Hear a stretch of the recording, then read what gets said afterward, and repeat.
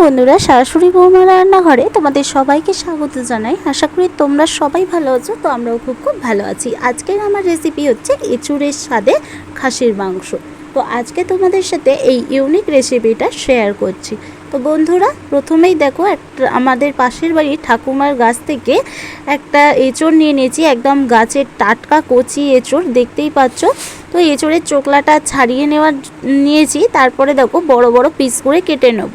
আর হ্যাঁ বন্ধুরা, এঁচড় কাটার সময় হাতে একটু সরিষা তেল মেখে নিলে এঁচড়ের যে আঠাটা সেটা কিন্তু হাতে লাগে না। তারপরে হলুদ জল করে রেখেছিলাম, তার মধ্যে এঁচড়গুলো দিয়ে দিয়েছিলাম, দিয়ে ভালো করে ধুয়ে তুলে নিলাম। এবার আলুগুলোই দেখো ওই জলের মধ্যেই ধুয়ে নিচ্ছি। তো এবার আলুগুলোকে পরিষ্কার জল দিয়ে একটু ধুয়ে তুলে নেব। তো এবার গ্যাস জেলে আমি কড়া বসিয়ে দেবো। সবার প্রথমে বলে রাখি, আমার চ্যানেলে যারা নতুন তো প্লিজ চ্যানেলটিকে সাবস্ক্রাইব করে পাশে থাকা বেল আইকনটি প্রেস করে দাও। প্রেসারে দেখো আমি একটু একটু করে সেদ্ধ করে নিয়েছি খাসির মাংস, আলু আর এঁচড়। তারপরে এখানে পেঁয়াজ কুচি, লঙ্কা বাটা, আদা বাটা, রসুন বাটা, টমেটো বাটা, দেখতেই পেলে মশলা বাটা সব নিয়ে নিয়েছি। এরপর তেল দিয়ে দিয়েছিলাম। তেল গরম হয়ে গেলে হালকা একটু হলুদ দিয়ে দিলাম যাতে তেলটা না ছিটকোয়। তারপরে আলুগুলো ভেজে নেবো একটু লাল লাল করে। যতই সেদ্ধ করা হোক, একটু লাল লাল করে ভেজে নিলে আলুর স্বাদটা কিন্তু খুব সুন্দর লাগে খেতে।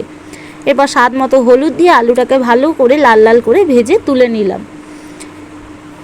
এরপরে এঁচড়গুলো সেম একইভাবে কিন্তু ভেজে নেব। আর হ্যাঁ বন্ধুরা, এইগুলো সেদ্ধ করার সময় লবণ দেওয়া ছিল, তাই সেই জন্য কিন্তু আমি ভাজার সময় লবণ অ্যাড করছি না। এখানে শুধু হলুদ দিয়েই ভেজে নিচ্ছি লাল লাল করে। তো ভিডিওটি স্কিপ না করে প্রথম থেকে শেষ অবধি দেখার জন্য তোমাদের কাছে অনুরোধ রইল। আশা করছি ভিডিওটি ভালো লাগবে। তারপরে এখানে আরেকটু তেল অ্যাড করলাম। তারপরে 2 টুকরো তেজপাতা দিয়ে দিচ্ছি, বড় বড় করে কেটে রাখা পেঁয়াজ দিয়ে ভালো করে নাড়াচাড়া দিয়ে লাল লাল করে পেঁয়াজগুলোকে ভেজে নিতে হবে। তারপর সেদ্ধ করে রাখা খাসির মাংসটা দিয়ে ভালো করে নাড়াচাড়া দিয়ে ভেজে নিতে হবে। এরপর এক এক করে সব মশলা অ্যাড করব। এখানে দিলাম হলুদ গুঁড়ো। তারপরে যে চর্বিটা ছিল সেটা তারপরে দিলাম, আগে দিলে কিন্তু গলে যাবে, তার জন্যই কিন্তু আমি চর্বিটা পরে দিলাম। এরপরে এখানে দিয়ে দিলাম পেঁয়াজ বাটা, তারপরে দিয়ে দিচ্ছি আদা বাটা, রসুন বাটা, টমেটো পেস্ট, কাঁচা লঙ্কা পেস্ট দিয়ে ভালো করে মশলাটা সঙ্গে সঙ্গে ভেজে নিতে হবে একসাথে। দেখো ভালো করে মশলাটাকে নাড়াচাড়া দিয়ে এবার যে মশলা ধোয়া জলটা সেটা দিয়ে দিলাম।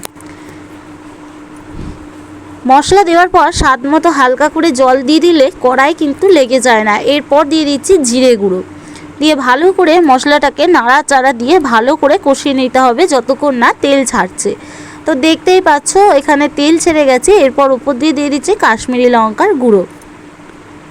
ঝালটা কিন্তু তোমরা তোমাদের পরিমাণ অনুযায়ী অ্যাড করবে। আমি এখানে আমার পরিমাণ অনুযায়ী ঝালটা অ্যাড করেছি। তারপর ভেজে রাখা এঁচড় আর আলুটা দিয়ে দিলাম, দিয়ে ভালো করে কষিয়ে নেওয়ার পর জল দিয়ে দিলাম পরিমাণ মতো। এবার আমি 30 মিনিট মতো ঢাকা দিয়ে দেবো। 30 মিনিট পর দেখো ঢাকা তুলে নিচ্ছি। দেখতেই পাচ্ছ টকবক করে একদম ফুটছে, একদম লাল লাল ঝোল। তো এরপর উপর দিয়ে গরম মশলা বাটা দিয়ে দিলাম। তোমরা কিন্তু চাইলে সানরাইজের গরম মশলা গুঁড়োও দিতে পারো। এরপর আবার কিছুক্ষণ ঢাকা দিয়ে দিলাম। তারপরে কিন্তু আমার এখানে এঁচড়ের স্বাদে খাসির মাংস একদম পারফেক্টভাবে রেডি হয়ে গেছে। তো এবার আমি নামিয়ে নেব।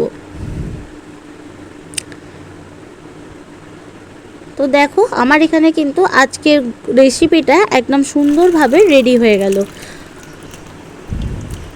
তো তোমরাও কেন দেরি করছো বন্ধুরা, ঝটপট বাড়িতে একবার এই এঁচড়ের স্বাদে খাসির মাংসের রেসিপিটা ট্রাই করে ফেলো। গরম গরম ভাতের সাথে জাস্ট জমে যাবে। দেখতে পাচ্ছ এখানে চর্বির পিসটা, তারপরে দেখো এখানে খাসির মাংস পিসগুলো। তো এইভাবেই কিন্তু আজকের রেসিপিটা আমি তোমাদের সাথে শেয়ার করলাম। ভালো লাগলে চ্যানেলটিকে সাবস্ক্রাইব করো।